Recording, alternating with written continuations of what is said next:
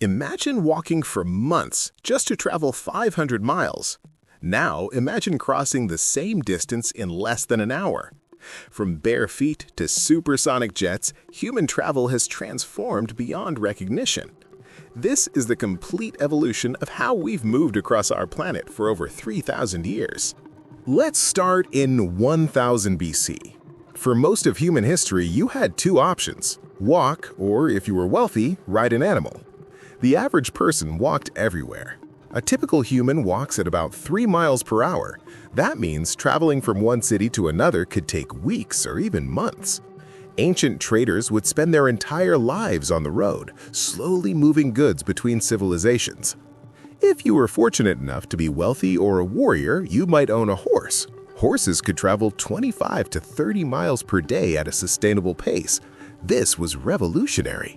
Suddenly, messages could be delivered in days instead of weeks. Empires like Persia built their power on horseback messengers. Camels dominated desert travel, capable of going days without water.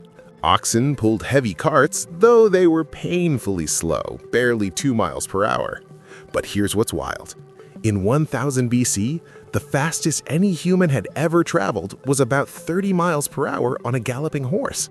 That was the speed limit of humankind. Ancient sailing ships could travel at 4 to 6 knots. That's about 5 to 7 miles per hour. Doesn't sound impressive, right? But here's the game changer. Ships could travel 24 hours a day. A sailing vessel could cover 100 to 150 miles in a single day, completely destroying land travel times for long distances. The Phoenicians were the masters of the Mediterranean, their merchant ships connecting civilizations. Greek triremes, warships powered by both sail and rowers, could reach speeds of 9 knots in short bursts. But ocean travel was dangerous. No GPS, no weather forecasts, no rescue helicopters. Sailors navigated by stars and landmarks. Many ships simply disappeared, lost to storms or pirates. Still, by 500 BC, humans could travel farther in a week by sea than they could in a month by land. The ocean became the first highway. The Romans built over 250,000 miles of roads across their empire. These weren't dirt paths, they were engineered masterpieces with drainage systems and layered construction. Some Roman roads are still in use today, 2,000 years later. On these roads, Roman couriers could cover 50 miles per day on horseback. The Imperial Postal Service, the Cursus Publicus, had rest stations every 10 to 15 miles where riders could swap horses. In emergencies, messages could travel over 150 miles in 24 hours. Wealthy Romans traveled in carriages pulled by horses. These weren't comfortable, no suspension, wooden wheels on stone roads meant a bone-rattling journey. But you could travel sitting down while someone else did the work. The Roman road network meant that for the first time, travel was predictable. You could plan journeys with reasonable accuracy. This connected an entire empire and allowed trade to flourish. Jump to the 1500s. Travel technology had barely changed in 1,000 years. People still rode horses and sailed ships. But ship design had improved dramatically. European sailing ships, caravels and galleons, could now cross oceans reliably. Christopher Columbus took 36 days to cross the Atlantic in 1492. These ships were slow, averaging just 4 to 5 knots, but they were sturdy enough to survive months at sea. By the 1700s, clipper ships pushed the limits of wind power. The fastest clippers could reach 16 knots, nearly 20 miles per hour in perfect conditions. These were the race cars of their era. On land, stagecoaches became the standard for long-distance travel in Europe and later America. With regular horse changes, they could cover 60 to 70 miles in a day. But it was expensive, uncomfortable, and dangerous. Highwaymen regularly robbed coaches. Here's a perspective check. In 1800, it took longer to travel from New York to California than it took in 100 BC to walk a similar distance. Why? Because there were no roads, just wilderness. Speed hadn't really increased in 2,800 years. Then came the 1800s, and everything changed in just 50 years. 1825, the first passenger railway opens in England. George Stephenson's locomotion number 1 could reach 15 miles per hour. That doesn't sound fast, but remember, for all of human history until this moment, 30 miles per hour on a galloping horse was the absolute limit. By 1830, trains were hitting 30 miles per hour. By 1850, 60 miles per hour. By 1900, some trains reached 100 miles per hour. In 75 years, we quadrupled the maximum speed humans had ever traveled. Suddenly, crossing a country took days, not months. In 1869, the Transcontinental Railroad connected America coast to coast.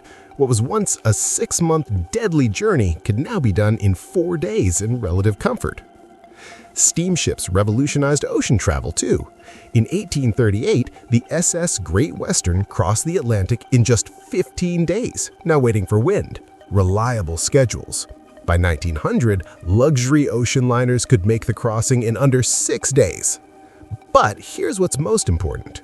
Trains and steamships made travel accessible. Regular people could now travel distances that were once only possible for the wealthy. Enter the 20th century. In 1900, there were only 8,000 cars in America. By 1920, there were 8 million. Henry Ford's Model T, introduced in 1908, made cars affordable for average families. Early cars could only reach 40–45 miles per hour. But here's what mattered: freedom. You could travel anywhere, anytime, on your own schedule. No train timetables, no horse to feed. By the 1930s, highways were being built. Cars could cruise at 60–70 miles per hour. The average person could now travel faster than the fastest horse in history whenever they wanted. Then came aviation. The Wright brothers flew 120 feet in 1903. Just 24 years later, Charles Lindbergh crossed the Atlantic by air in 33 hours. By the 1940s, commercial airlines were carrying passengers across continents. World War II accelerated everything. Fighter planes reached 400 miles per hour. The technology that fought wars would soon transform civilian travel. In just 50 years, humans went from horse and buggy to flying through the sky. Our ancestors would have thought it was magic. The 1950s brought the jet engine to commercial aviation. Suddenly, speeds that were impossible became routine. The Boeing 707, introduced in 1958, could fly at 600 miles per hour. New York to London went from a week by ship to 7 hours by plane. The world shrunk overnight. By the 1970s, the supersonic Concorde was flying at 1,350 miles per hour, faster than the speed of sound. London to New York in 3.5 hours. Wealthy passengers could eat breakfast in Europe and lunch in America. On the ground, interstate highway systems connected nations. Cars became faster and more comfortable. By 2000, a typical family car could comfortably cruise at 70–80 miles per hour for hours. High-speed trains emerged in Japan and Europe. The Japanese Shinkansen, launched in 1964, reached 130 miles per hour. By 2000, some trains were hitting 200 miles an hour. Think about this. A distance that took your ancestors 6 months to travel now took 6 hours. Today, in 2026, we live in the most mobile era in human history. Commercial jets routinely cruise at 550 to 600 miles per hour. You can be on a different continent in hours. Budget airlines have made air travel accessible to billions. Electric cars are revolutionizing ground transportation. Tesla and other EVs can accelerate from 0 to 60 miles per hour in under 3 seconds, faster than most supercars from just 20 years ago. High-speed rail in China operates at 220 miles per hour, connecting massive cities in hours. Hyperloop concepts promise 700 miles per hour ground travel in the near future. The average person today travels more in 1 year than most of their ancestors traveled in their entire lifetime. Think about that. Your great-great-grandparents might have never traveled more than 50 miles from where they were born. You might fly 50,000 miles a year without thinking twice. And we're not done. Space tourism has begun. Electric vertical takeoff aircraft are being tested. Autonomous vehicles are becoming reality. From 3 miles per hour walking in 1000 BC to 600 miles per hour flying today, we've increased our travel speed by 200 times. So next time you complain about a long flight, remember, you're traveling in hours what would have taken your ancestors months or years. We've gone from walking to flying in just 3,000 years. What do you think comes next? Hypersonic travel? Teleportation? Let me know in the comments. And if you want more history comparisons like this, subscribe and hit the notification bell. See you in the next one.